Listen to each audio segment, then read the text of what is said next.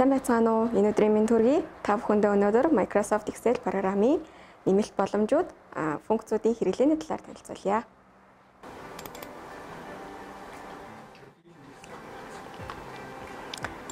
За, ухцсан ус нөхөн маань хүүхдүүдийн аваг нэр, регистр, за 1-р болон 3-р улирлын өсөлтийн хэмжээ, за хөөс эмчийн өслөгт орсон тэмдэглэгээ болон хичээлийн дүнгууд байна. За, хамгийн ихэнд үзэх томьёо маань average буюу дундаж болох. За тэгэхээр хамгийн түрүүнд бид 3 хичээлийнхаа дунджийг олъё. За дундаж болох мэдээж томьёо өчгийн өмнө тэнцүү тэмдэглээ тавина. За тэгээ average гэсэн төлхөөрөөгөө томьёогоо бичээд хаалтан дотор мужаа зааж өгнө. Муж гэдэг маань эхний утгаас төгсгөлийн утга хүртэлх нүдний хаягийг хэлнэ. За тэгээ энтер татна. Энд томьёо маань харагдаж байгаа. За дундж нь талис 11-7 ойролцоогоор тийм ээ. За орон шилжүүлж болж байна. За нэг удаа томьёогоо энд бичсэн тохиолдолд за дараагийн багнуудын тоо ижил тохиолдолд томьёог хойшин чирж болно. За чирэхдээ томьёогийнхаа баруун доод буланд курсороо аваачаад хар өнгийн нэмийг тэмдэг болно. За тэмээр дараад хойшин чирхнэ. За эндээс ямар нэгэн байдлаар би утга өөрчлөхөд дундаж утга автоматар өөрчлөгдөж байгаа. За average буюу дундаж олох томьёо. За дараагийн томьёо count буюу тоолох. За эмчийн үзлэгт орсон хүүхдүүдийн нэгээр ороогүй хүүхдүүдийн нүд хоосон байгаа. Тэгэхээр зөвхөн өвдөлттэй нүдийг count гэсэн томьёогоор тоолж болно. Тэнцүү count томьёогоо хичээд хаалтан дотор мужаа зааж өгнө. Зөвхөн өвдөлттэй нүдүүдийг тоолно. Тэгэхээр нийт 21 хүүхдээс 16 хүүхэд нь эмчийн үзлэгт орсон байна гэсэн. Нийт өвдөлттэй нүд нь 16 байсан. Мэдээж их хэмжээний тоо баримт дээр томьёо функц төлөх нь илүү амар байдаг. За дараагийнх нь if. За if функц. If функц маань хэрвээ гэсэн нөхцөлтэй. За энд хэрвээ гэсэн нөхцөлийг тоолох нөхцөлтэй нийлүүлж үзье. Тэнцүү нөхцөлтэй тоолно count if. За тэгэхээр муж мужийг зааж өглөө энэ мужаас за энэ гэж бичсэн энэ гэсэн тодотголтой хүүхдүүдийг тоолъё. Охтууд нь хэдийг тоолох гэж юм ээ. За ээж 3-аас ээж 23 гэсэн мужид эмэгтэй гэсэн гэж бичигдсэн хүүхдүүдийг тоолох гэж. За нийт 11 эмэгтэй. 11 эмэгтэй байна. За энэ бол count if буюу нөхцөлтэй тоолж байгаа. Нөхцөлтэй тоолох юм. Count if. За.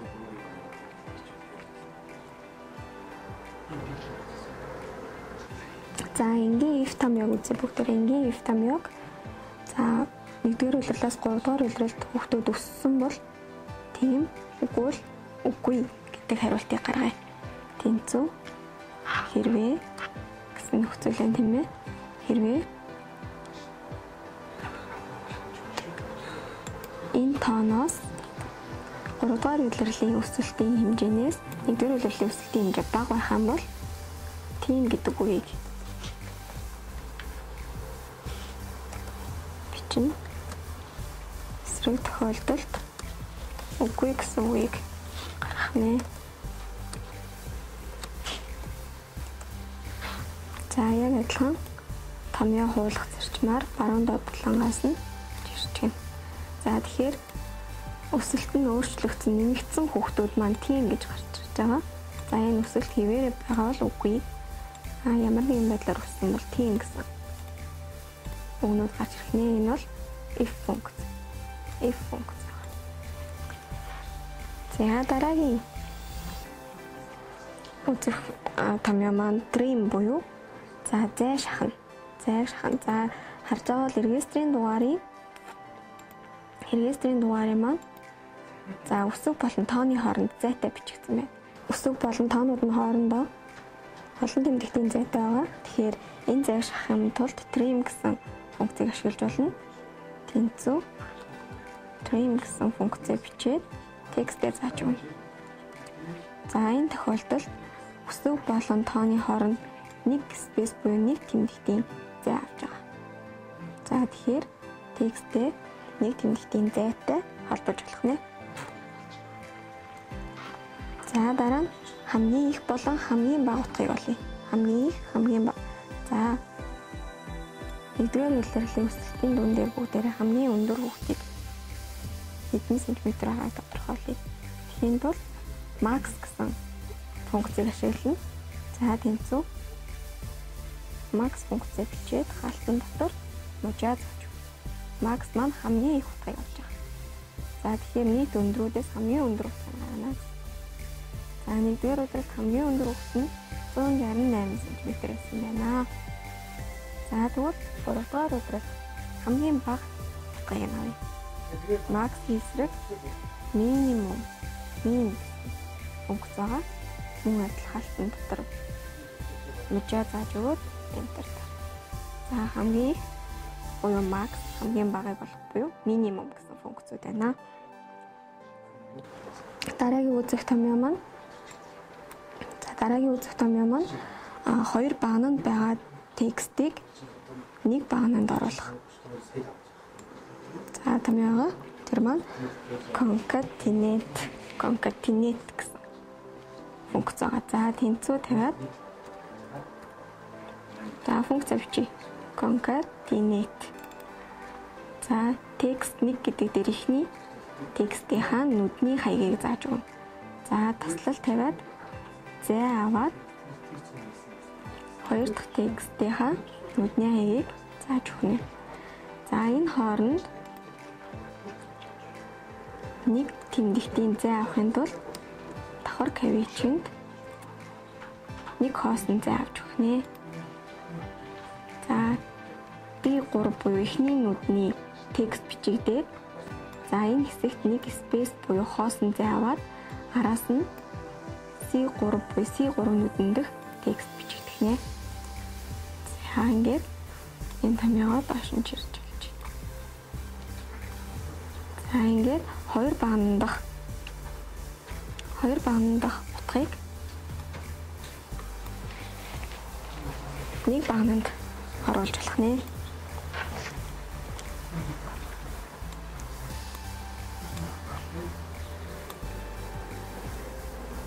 За дараа нь mid буюу текстээс тодорхой хэсгийг тасдаж авах. За би надад авг гэсэн хэсгийг бүтэн нэр хэрэггүй зөвхөн эхний үсэг хэрэгтэй бол mid гэсэн функцийг ашиглаж болох нэ. Тэнцүү тавиад mid. За эхлээд текстээ сонгоно. За B3 гэсэн текстээс start name буюу эхний нэг дэх текстээс нэг дэх үсгээс эхлээд нэг л үсгийг авна.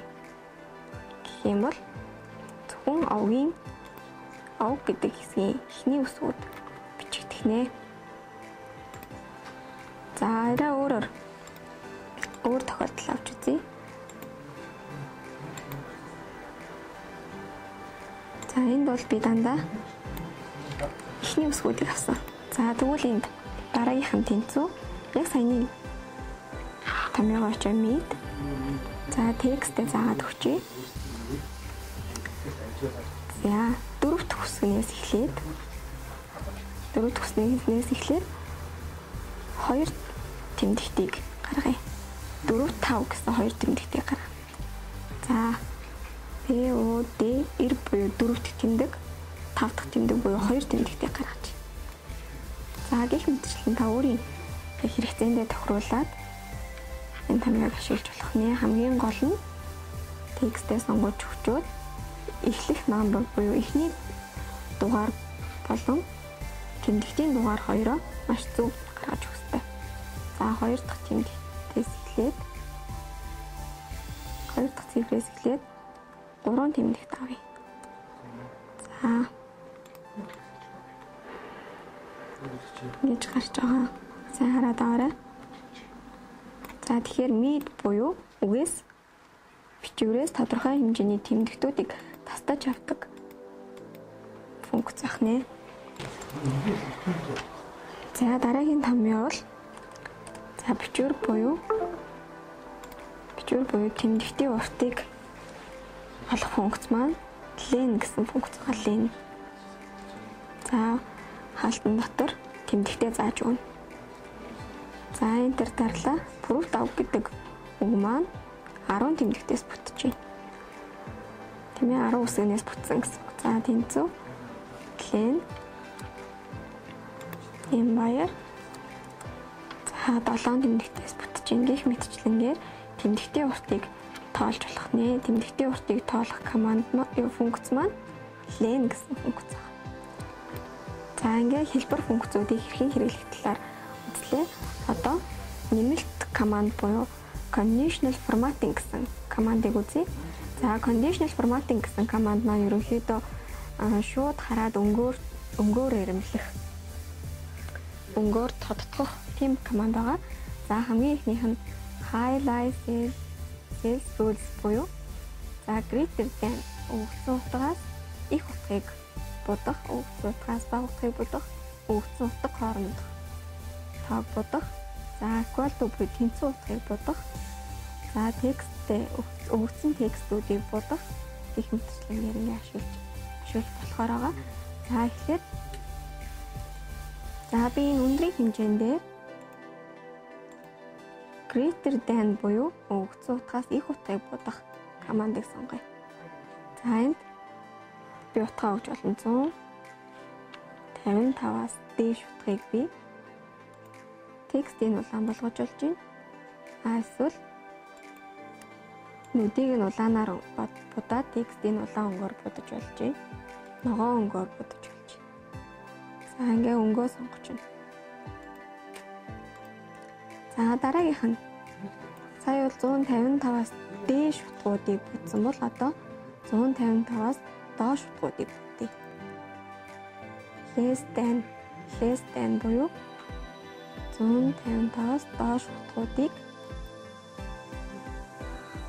за ногоон өнгөөр будчих. За ногоон өнгөөр. Дараа нь тэнцүү утгуудыг equal to буюу 155-тай тэнцүү утгуудыг за би шар өнгөөр бутлаа. За улаан өнгөөр будсан бол 155-аас дээш утгуудыг greater than тийм ээ greater than гэдэг сонголтоор за less than нь болохоор 155-аас бага утгуудыг ногоон өнгөөр будсан. Equal to буюу 155-тай тэнцүү утгуудыг шар өнгөөр будсан байна. За дараагийнх нь математик хичээлийн дүн дээр анализ хийе. За conditional formatting руу ороод between буюу за 60-аас 80 хүртэлх оноотой хүүхдүүдийг 60-аас 89 хүртэлх оноотой хүүхдүүдийг за мөн сонгосон өнгөөрөө будаж болох нэ. 60-аас 89 between за хооронд тийм ээ 60-аас 89 гэсэн утга хоорондох тоонуудыг ногоон өнгөөр будлаа. За дараагийнх нь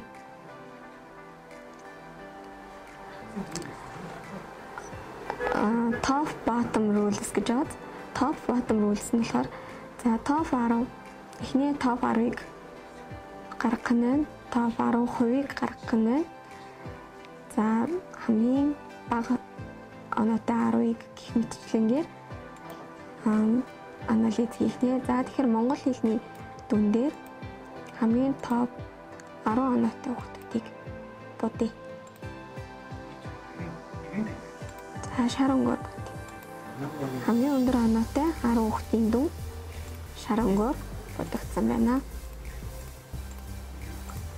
За уран зохиолын хичээлээр data bars гэсэн хэсгийг ашиглая.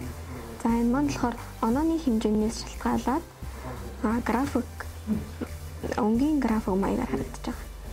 Онооны хэмжээнээс шалтгаалаад. За би хүссэн өнгөө сонгож байна. За би хэрвээ эндээс утга өөрчилсөн тохиолдолд график маань дагаар өөрчлөгдөн.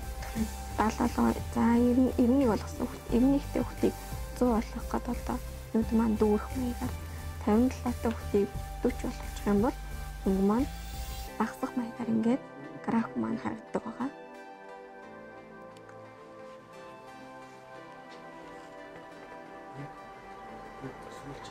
За мөн өнгөөр будахаас гадна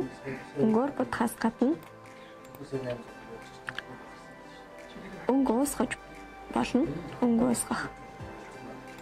За хамгийн өндөр оноотой өнгө маань ногоон, хамгийн бага оноотой өнгө маань улаан. Ногооноос улаан өнгө рүү уусж байгаа.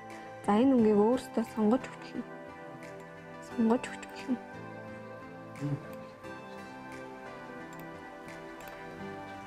За өнгөөр уусгаж болно. За тод ногоон байх тусмаа оноо нь өндөр гэсэн үг. За энэ өнгийг өөрөө сонгохдоо conditional formatting руу ороод color scale руу ороод more rules гэдэг рүү ороод. За энд lowest value гэдэг маань хамгийн бага оноо. Хамгийн бага оноотой байх юм бол энийг яг шар өнгөтэй. За highest value гэдэг маань хамгийн өндөр оноотой байх юм бол зинхэр за улбар шар өнгөтэй. Хамгийн бага бол шар, хамгийн өндөр оноотой нь улбар шар өнгөтэй болох нэ. За гэх мэтчлэнгээр өнгөө өөртөө сонгож болно.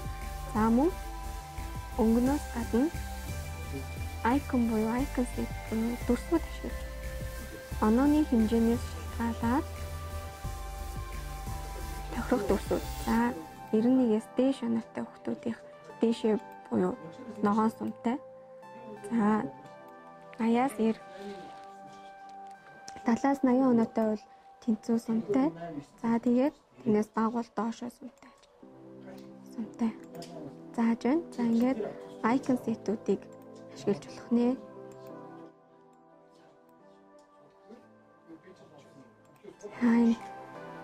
Өндөр оноотой хүүхдүүд зөв тэмдэгтэй, дундаж оноотой хүүхдүүд анхаарах тэмдэгтэй, бага оноотой хүүхдүүд нь X тэмдэгтэй гарч ирж байна. За мөн график байдлаар харуулж болно. За энд оноо нэмэгдэхэд график өөрчлөгдөж байгаа. 65 бараг хоосон байсан мэл 90 болгонгууд хүртлийн график маань нэмэгдэж байна гэсэн. За энэний үүнийг онооны босох оноог нь бас тохируулж өгч болно. More rules гэдэгтэй яг нь босох оноо.